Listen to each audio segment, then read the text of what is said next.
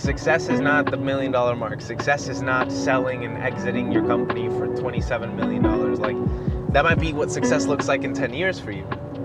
But right now, if you're just trying to make that transition and get out of the matrix, right, and like get into, building your own thing, it's okay to have a goal to just 5K a month if that's all you need. You know what I'm saying? And then you can build on top of that. Sometimes we look way too far ahead, and that limits what we can do today.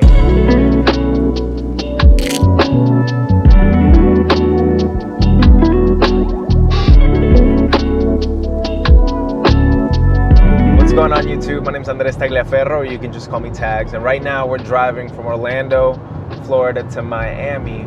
I just finished a project in Orlando shooting for Perry Weather. It's a company that works with the PGA Tour to make sure that they can sense when lightning is coming and they can follow protocol for safety and all this stuff. But I was there shooting interviews for them, helping with their marketing materials. And I thought it would be a good idea, my 3-hour drive down to Miami. I wanted to talk to you guys about entrepreneurship and business briefly, while I have some time here. I wanted to tackle the idea of being a rich entrepreneur and a millionaire entrepreneur and tell you the truth that you can be a successful business person, own your own business, live a fulfilled life where you get to do the things you love to do, spend time with the people you like to spend, not in the 9-to-5 grind corporate world, without being a millionaire. I haven't touched $1 million yet. I still have a really nice life, and I was able to, through my passions, get out of the corporate world. And I think that's what most of us really want. You know what I'm saying? When people say they want to be millionaires and they want to have this or that,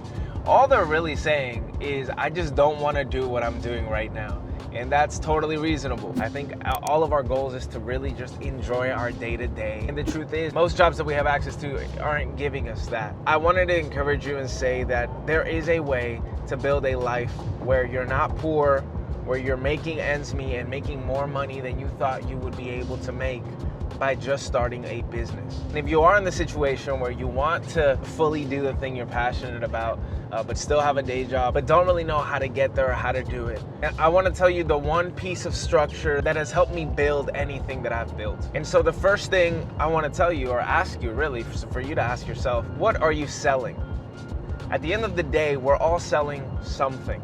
If you're not selling anything, you're not making any money, right? If you're trying to get a financial return off of something that you're passionate about, you have to be selling something. Whether that's selling a product, you love making t-shirts, or you love making little clay pots. That could be one thing you're selling. If you're funny, you want to sell laughter, you want to sell the experience that you provide. That's something you're selling. If you're somebody like me who does video, I'm selling a service. Companies can outsource their marketing to me, their video creation to me. So instead of them having to build a full-blown in-house video marketing team, they can just pay me one check and I can do all of the things that they want to do, right? So whatever it is you want to do, that's the first thing you have to figure out. What are you selling? In order to really make the pivot and decide, oh, I want to leave my job to do the thing I like, you have to ask yourself, how much money do I need to make a month to fully let go of the thing I'm doing now? You have to set up a goal, a financial monthly goal, a monthly income goal. For me, when I first started, my goal, right, I was 19 when I moved out of my parents' house, and I had an apartment where rent was $600, and I had about $300 in expenses outside of it. So my goal was, if I can make $1,500 a month, then I can continue doing this thing and not have to work a job. So that number came from, what do I need to live? And then a little over what I need to live to be comfortable, whatever you're comfortable. But those are the two key things. You got to figure out what you're selling. You need to figure out how much you need to sell every month in order to live an actual life, in order to pay all your bills and be as safe as you would be in the job that you were in. Once you have those two things figured out, it's all about scale. It's all about getting there. Okay, well, now I know I want to make $4,000 a month. How do I get there? And I think that once you get to this part, once you get to knowing those first two things, this part almost is a natural first step. I was just watching a video with Iman Gadzhi, and he was talking about how you look at any entrepreneur's life and you take a look at where they're at and how they've gotten there and look at all the steps they took to get to where they are. Everyone calls people geniuses. But he was like, when I was building my business, I didn't know 5 steps or 10 moves ahead. I was just doing what I knew I needed to do now, and then taking the next step when it made sense. If you're thinking you need to have this whole plan figured out before you even dive in, you don't. The way people get there is by doing and then taking the next reasonable step. So if you know those first two things, and now you need to build an audience, okay, what do you think makes more sense for your business model? You know, maybe if you're selling sneakers, if you want to create a shoe brand, or if you want to create some sort of clothing brand, you know that there's this one big event every year in your city. Maybe you should invest in a ticket there for a booth. And that way you can actually sell stuff and then make connections in the city with other people who are already interested in your product. See, these are things that you can do. But I wanted to get across the general message that, like, I know entrepreneurship, you know, people who are successful flaunt, you know, their jets and their Bugattis and all of that.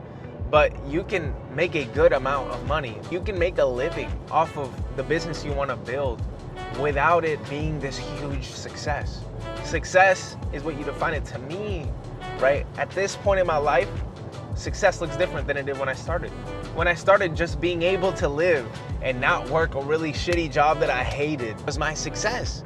And that might be your success today. So set up your metrics for what your success looks like today. Don't set it at, oh, I want to make $1 million right now, because that's not reasonable. You're not going to get to $1 million in the next 5 years. God willing, you do. You know what I'm saying? God willing, everything blows up and you get to do it. And I'm not trying to like minimize your vision, but just you can still be happy without $1 million business. 70,000 a year business is a great business for you. I think a lot of people on YouTube have been using it like how to make 10,000 a month. That's a great metric. You know, 10,000 a month isn't $1 million business.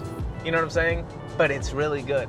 And it's a lot better than what you're probably doing right now working for this job. So yeah, I wanted to just check in and I wanted to record something and make use of this 3-hour trip, you know what I'm saying?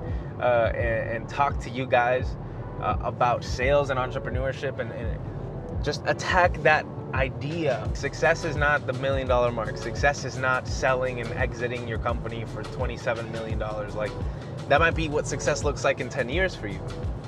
But right now, if you're just trying to make that transition and get out of the matrix, right? And like get into, you know, building your own thing.